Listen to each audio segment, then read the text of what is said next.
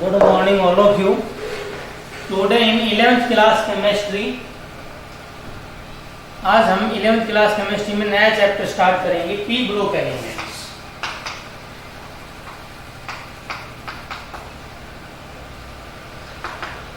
तो सबसे पहले आपको पता होना चाहिए पी ब्लॉक एलिमेंट्स होते क्या हैं। तो हम इसकी डेफिनेशन लिख रहे हैं, P block elements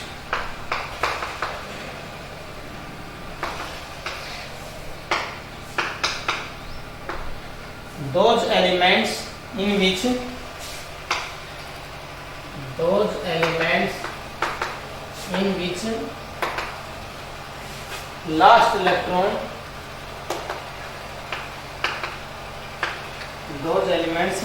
last electron enters into the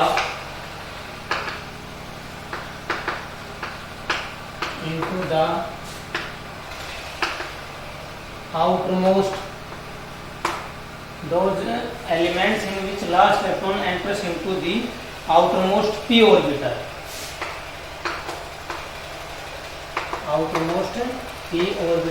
are called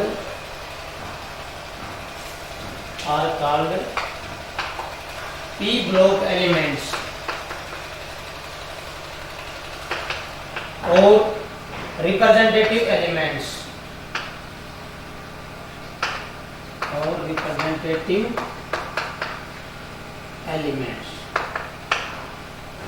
those elements जो एलिमेंट जिनके अंदर लास्ट इलेक्ट्रॉन किसके अंदर एंटर करता है, आउटरमोस्ट पी ऑर्बिटल के अंदर, जो सबसे आखिरी आउटरमोस्ट पी ऑर्बिटल के अंदर, उनको हम क्या बोलते हैं, पी ब्लॉक एलिमेंट्स और रिप्रेजेंटेटिव एलिमेंट्स बोलते हैं।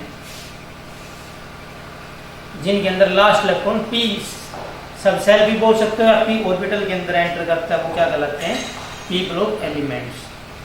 जैसे हम इसकी एग्जांपल जैसे डिस्कशन करते हैं, जैसे आपका बोरोन है, कार्बन है या आपका फ्लोरीन है, तो जैसे इसकी कॉन्फ़िगरेशन की बात करें क्या कि 1s2 2s2 2p1। इसकी कॉन्फ़िगरेशन की बात करते हैं तो 1s2 2s2 2p2। इसकी कॉन्फ़िगरेशन की बात करते हैं तो 1s2 2s2 2p5। ऐसे अगर नियोन की बात करें तो क्या आती है 1s2 2s2 2p6। और अगर ऐसे आर्गन की बात करें तो क्या आती है 1s2 2s2 2p6 3s2 3p6।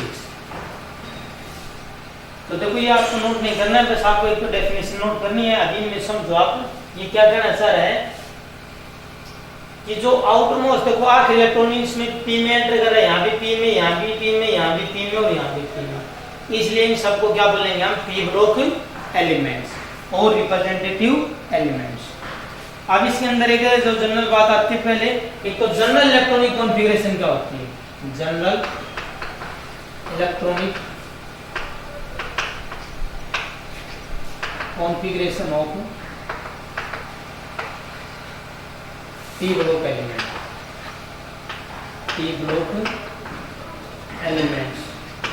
तो वो क्या आएगी, जनरल इलेक्ट्रॉनिक कॉन्फ़िगरेशन इसकी क्या आएगी, ns2 np126।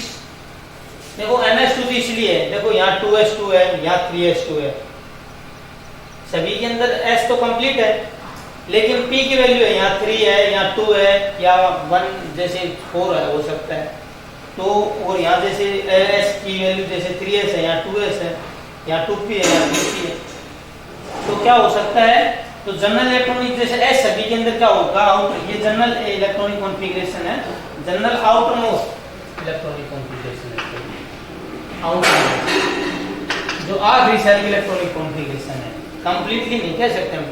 जो general outermost electronic configuration P block की वो क्या आएगी, ns2 np1 आउटरमोस्ट सेल। देखो आउटरमोस्ट सेल में ये ns2 np126, एक भी इलेक्ट्रॉन हो सकता है, 2 भी, 3 भी, 4 भी, 5 भी और 7 भी, 1 2 6 इसे नहीं लिखता है।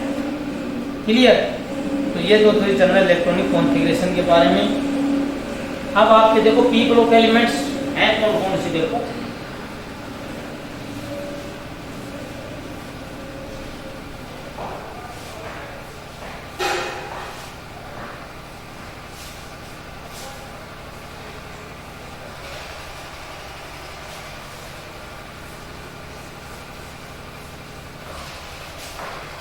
ये है आपके, देखो पी ग्रुप एलिमेंट्स कौन कौन से हैं? Boron, aluminium, gallium, indium, helium, carbon, silicon, germanium, tin, lead, nitrogen, phosphorus, arsenic, antimony, bismuth, oxygen, sulphur, selenium, tellurium, polonium, और fluorine, chlorine, bromine, iodine, astatine, और इसमें आ जाएगा आपका हीलियम, तो नहीं कह सकते हम, neon, argon, krypton, xenon, radon. ये आपके सारे के सारे क्या हैं? पी ग्रुप एलिमेंट हैं। तो बाकी तो हम जैसे 12th क्लास में डिस्कशन करेंगे। फिलहाल आपके जो सिलेबस में है वो है बोरोन और कार्बन फैमिली। जो 11th क्लास की केमिस्ट्री में हम क्या करेंगे? बोरोन और कार्बन फैमिली। याद करने की मैं ऑलरेडी पहले डिस्कशन कर चुका हूँ। इसकी तो क्या है? बैंगन, आलू, गाजर इन थैला। क्या है? बैंगन, आलू, गाजर इन थैला। और एलिमेंट्स का नाम क्या है? बोरोन, एल्यूमिनियम, गैलियम, इंडियम और थैलियम। एलिमेंट्स का नाम क्या है? बोरोन, एल्यूमिनियम, गैलियम, इंडियम और थैलियम। या इसकी क्या है? कहे शिव जी सुने पार्वती, कहे शिव जी सुने Parvati. Carbon, silicon, germanium, tin, lead. इसकी क्या है? नाना पाटेकर एस सब बिंदास, नाना पाटेकर एस सब बिंदास। Nitrogen, phosphorus, antimony, sorry arsenic, antimony, bismuth. इसी क्या? ओल्ड स्टाइल से टी पो। Oxygen, sulphur, selenium, tellurium, polonium. फिर कल बाहर आएंगी aunty, fluorine, chlorine, bromine, iodine, astatine. और उसमें हीलियम आपका वो नहीं है क्योंकि उसमें आउटर आखिरी इलेक्ट्रॉन उसमें आता है, उसकी है नीना, नीना और करीना जाएंगे रेडोन। तो नियोन, आर्गन, क्रिप्टॉन, जीनोन और रेडोन। तो अब ये आपके पी ब्लॉक हैं। तो हम सबसे पहले हम करेंगे डिस्कशन जिसके बारे में ग्रुप 13 और बोरोन फैमिली के बारे में।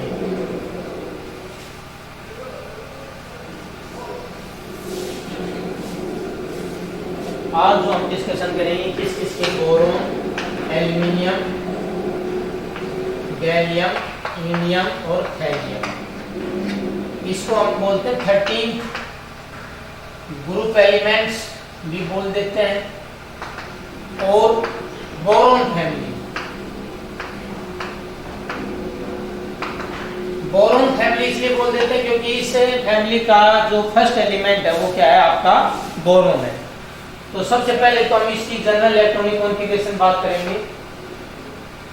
तो जो जनरल इलेक्ट्रॉनिक कॉन्फ़िगरेशन है वो 13 ग्रुप की, वो आपकी क्या है? NH2 NP1।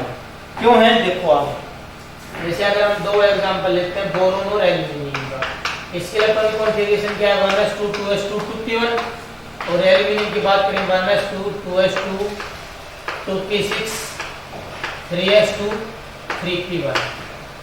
तो देखो दोनों में S तो दोनों में कंप्लीट है, 2s2 है या 3s2, लेकिन S में तो 2 इलेक्ट्रॉन है, P में दोनों में एक ही है, लेकिन N की वैल्यू यहाँ अलग है, 2 है यहाँ 3 है।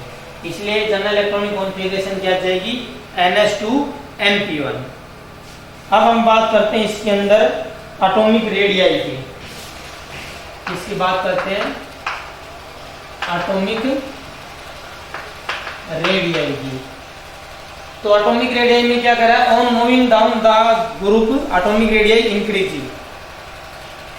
जो ऑन मूविंग अगर हम डाउन करते हैं, on moving down the group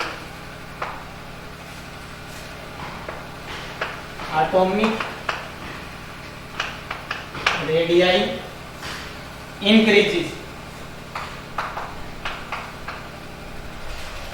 but atomic but आपकी atomic radius of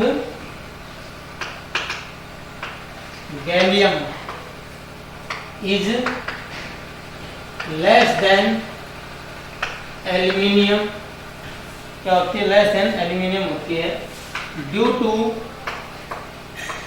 poor shielding और screening, due to poor shielding और screening effect of d electrons. आप देखो, इसको ध्यान से समझो आप। भाई जनरली हम क्या पढ़ते हैं कि जैसे जैसे हम डाउन द ग्रुप जाते हैं तो क्या होता है? आपकी एटॉमिक रेडियस इंक्रीज होती है। क्यों? क्योंकि नंबर ऑफ सेल्स इंक्रीज होती है। तो नीचे की तरफ जाते हैं तो एटॉमिक रेडियस इंक्रीज होती है, तो भाई जैसे जैसे नंबर ऑफ सेल्स बढ़ेंगी तो साइज बढ़ेगा। लेकिन इस वाले केस में बोरोन फैमिली में गैलियम की जो एटॉमिक रेडियस है वो क्या है? इससे एल्यूमिनियम से क्या है? लेस है। मतलब होनी चाहिए इसकी ज्यादा, लेकिन लेस है। वो क्यों होती है? क्योंकि इसका पुअर शील्डिंग या स्क्रीनिंग इफेक्ट होता है। अब आप पूछोगे पुअर शील्डिंग या स्क्रीनिंग इफेक्ट क्या होता है? देखो ध्यान से समझो।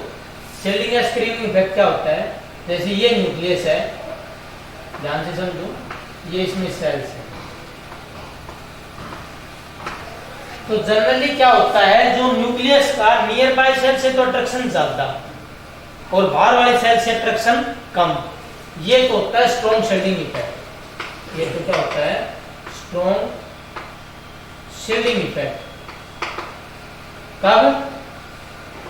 जब न्यूक्लियस का नियर बाय सेल से तो अट्रैक्शन ज्यादा, बाहर वाले से कम। भाई सिंपल सी सीधी सी बात है, न्यूक्लियस है तो नियर बाय सेल से तो अट्रैक्शन ज्यादा होगा क्योंकि न्यूक्लियस के नजदीक है, क्योंकि न्यूक्लियस के ऊपर पॉजिटिव चार्ज है और इन सेल में इलेक्ट्रॉन इनके नेगेटिव है। तो नियर बाय सेल से तो अट्रैक्शन ज्यादा, बाहर वाले से कम। ये तो होता है स्ट्रॉन्ग शील्डिंग इफेक्ट। इसके अपोजिट अगर बाहर वाले सेल का अट्रैक्शन न्यूक्लियस से ज्यादा हो और नियर बाय का कम, तो ये क्या होता है? आपका poor shielding effect. Poor shielding effect. और देखो, जब बाहर वाली सेल का अट्रैक्शन न्यूक्लियस से ज्यादा होगा तो बाहर वाली सेल न्यूक्लियस से ज्यादा खींचेगी, तो अंदर वाली भी तो अपने आप खींचेगी। तो उसकी वजह से क्या हो जाएगा? अट्रैक्शन ज्यादा होगा तो ज्यादा नियर बाय में जो साइज क्या हो जाएगा? डिक्रीज हो जाएगा। क्लियर हो गया आपको पुअर शील्डिंग या स्क्रीनिंग इफेक्ट? कि स्ट्रॉन्ग में तो क्या होता है? न्यूक्लियस का नियर बाय सेल से तो अट्रैक्शन ज्यादा और बाहर वाली से कम है। ये तो होता है स्ट्रॉन्ग शील्डिंग इफेक्ट। पुअर में क्या होता है? न्यूक्लियस का आउटरमोस्ट सेल से अट्रैक्शन ज्यादा होगा, और आउटरमोस्ट सेल से अट्रैक्शन ज्यादा होगा तो वो अट्रैक्शन ज्यादा होगा तो बाहर वाली सेल अंदर की तरफ खींची आएंगी, तो साइज क्या हो जाएगा? आपका डिक्रीज हो जाएगा। इसी वजह से जो एटॉमिक रेडियस है गैलियम की वो क्या होती है? Less than aluminium due to poor shielding और screening effect of d electron. और ये शील्डिंग और स्क्रीनिंग इफेक्ट डी इलेक्ट्रॉन की वजह से होता है, क्योंकि बोरोन और एल्यूमिनियम में तो डी के इलेक्ट्रॉन आते ही नहीं। 3s2 3p है, 3d खाली है, लेकिन गैलियम के अंदर डी इलेक्ट्रॉन आते हैं। तो डी इलेक्ट्रॉन का जो डी ऑर्बिटल का क्या होता है? डी और एफ का क्या होता है? पुअर शील्डिंग इफेक्ट होता है। नेक्स्ट हम बात करते हैं आयनाइजेशन एंथैल्पी।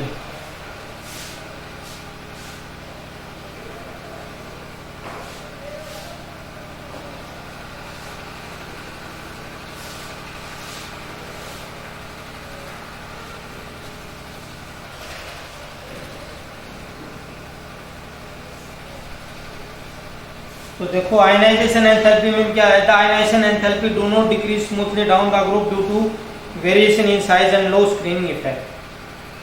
सेकंड जो है आयनाइजेशन एंथैल्पी, इसमें आप लिखो आयनाइजेशन एंथैल्पी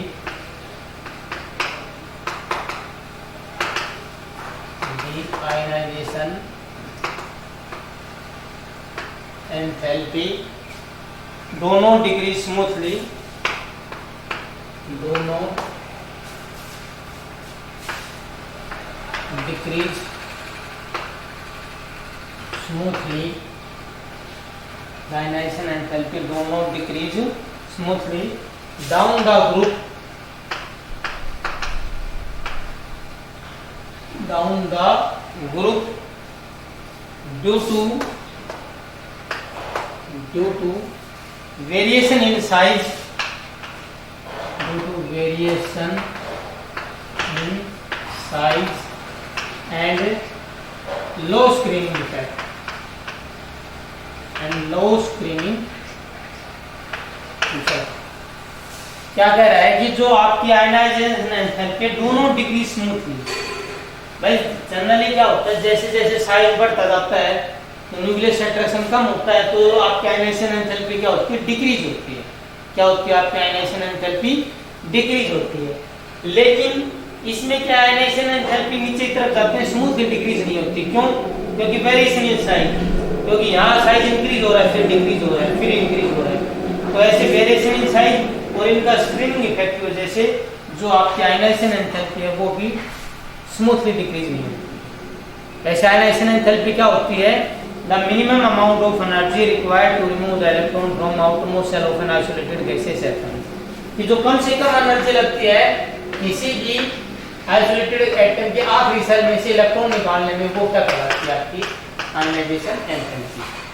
कोई भी आइसोलेटेड गैसियस एटम है उसके आखिरी सेल में से इलेक्ट्रॉन निकालने में जो एनर्जी लगती है वो आपकी क्या कहलाती है, आयनाइजेशन एंथैल्पी। नेक्स्ट हम बात करते हैं electronegativity.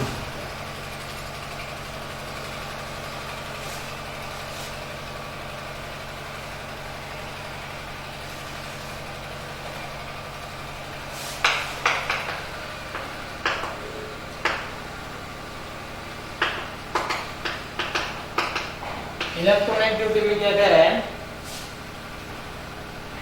Down the group electronegativity, down the group electronegativity, down the group electronegativity first decreases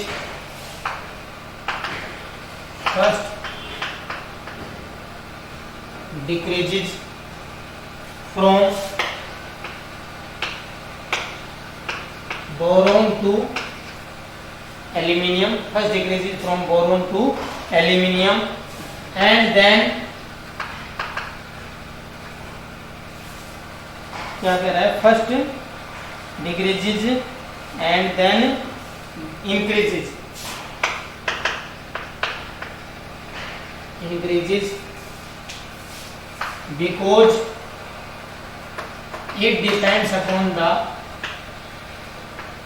because it depends upon size, क्योंकि किसके ऊपर डिपेंड करती है, साइज। क्योंकि जो आपकी इलेक्ट्रोनेगेटिविटी होती है वो क्या होती है, आपकी साइज के इनवर्सली प्रोपोर्शनल होती है। क्या होती है, साइज के इनवर्सली प्रोपोर्शनल होती है। जितना साइज छोटा होती है इलेक्ट्रोनेगेटिविटी ज्यादा। तो बोरोन भाई नीचे तरफ जाएंगे, बोरोन तो एल्यूमिनियम साइज इंक्रीज हो रहा है तो वो इलेक्ट्रोनेगेटिविटी डिक्रीज, लेकिन उसके बाद साइज आपका क्या हो रहा है, डिक्रीज, तो इलेक्ट्रोनेगेटिविटी इंक्रीज हो रही है। क्यों? क्योंकि किसके ऊपर डिपेंड करती है, साइज पे डिपेंड करती है। नेक्स्ट हम बात करते हैं फिजिकल प्रॉपर्टीज की।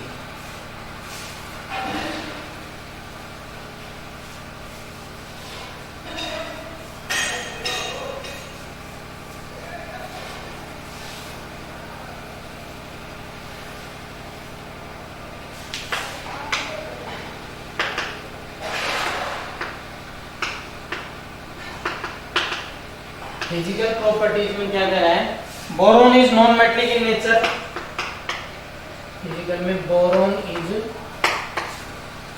Non metallic in nature, boron is non metallic in nature, it is extremely hard and it is extremely hard and black colored solid, black colored, ये आपका क्या होता है, extremely hard और black colored solid, और due to strong crystalline lattice, due to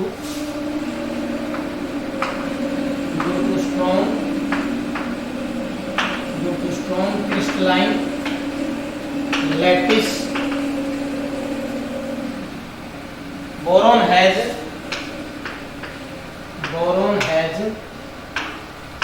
high melting point, boron has high melting point, but rest of members are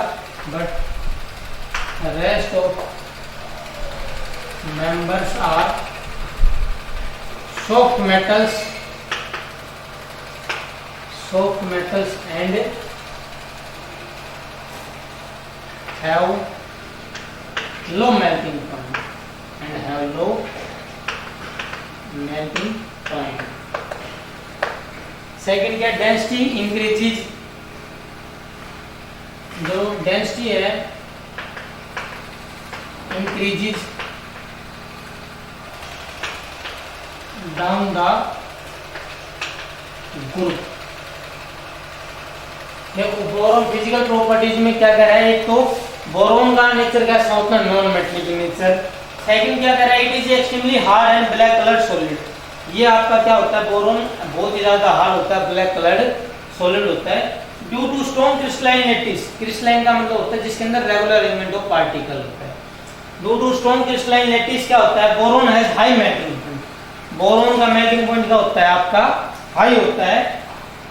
but rest of members are soft metal, लेकिन जो बाकी जो rest of members हैं वो क्या हैं, soft metals हैं, बहुत ही सॉफ्ट होते हैं। बोरोन को छोड़कर सॉफ्ट, बोरोन का मेल्टिंग पॉइंट भी क्या होता है, लो होता है। और density of this element increases down the group, और डेंसिटी इनकी यहाँ से आ जाएंगे तो क्या होती है, इंक्रीज होती है डाउन द ग्रुप। ये तो थी इसकी फिजिकल प्रॉपर्टीज। अब हम पढ़ेंगे केमिकल प्रॉपर्टीज के बारे में।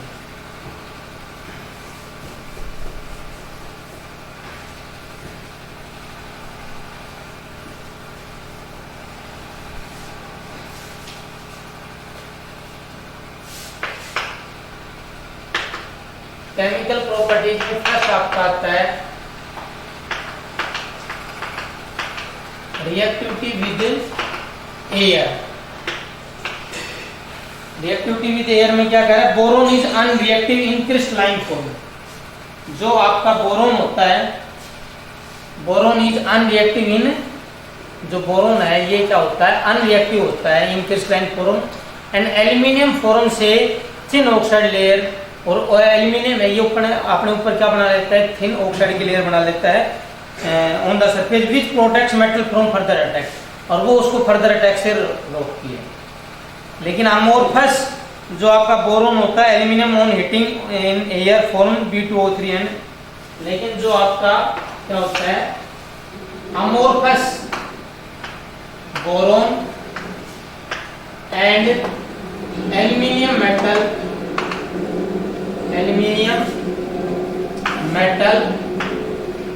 on heating with air to form B2O3 and Al2O3 respectively. ये ऑक्साइड बनाती हैं जब हम किसके साथ करते हैं, एयर के साथ हीट करते हैं। जो आपका क्रिस्टलाइन फॉर्म होती है बोरोन की, वो अनरिएक्टिव होती है, और जो एल्यूमिनियम की स्टार्टिंग में तो थिन ऑक्साइड की लेयर करती बना लेती है वो फर्दर। लेकिन अमोर्फस बोरोन और एल्यूमिनियम को जब हीट करते हैं तो ये B2O3 और Al2O3 रेस्पेक्टिवली बना लेते हैं। इनमें क्या होते हैं, जो बोरोन के ऑक्साइड हैं, बोरोन का ऑक्साइड है, इसका नेचर तो कैसा होता है, एसिडिक होता है, एसिडिक। और जो आपके gallium and aluminium and gallium oxide, aluminium and gallium oxides, इनका नेचर कैसा होता है आपका एम्फोटेरिक होता है, एम्फोटेरिक होता है। और इंडियम और thallium, indium and thallium oxides, इनका नेचर कैसा होता है आपका बेसिक होता है। क्या होता है, जो आपका बोरोन जो ऑक्साइड बनाता है उसका नेचर कैसा होता है, एसिडिक। एसिडिक का मतलब ये आपका बेस के साथ रिएक्शन कर सकता है। और एल्यूमिनियम और जो आपका गैलियम के ऑक्साइड इनका नेचर एम्फोटेरिक। एम्फोटेरिक का मतलब ये एसिड के साथ भी रिएक्शन कर सकते हैं, बेस के साथ भी रिएक्शन कर सकते हैं। और इंडियम और थैलियम के ऑक्साइड्स का नेचर कैसा होता है? बेसिक होता है। कैसा होता है आपका? बेसिक होता है। तो ये थी आपकी आज हमने पढ़ी थी reactivity towards air. Okay, thank you.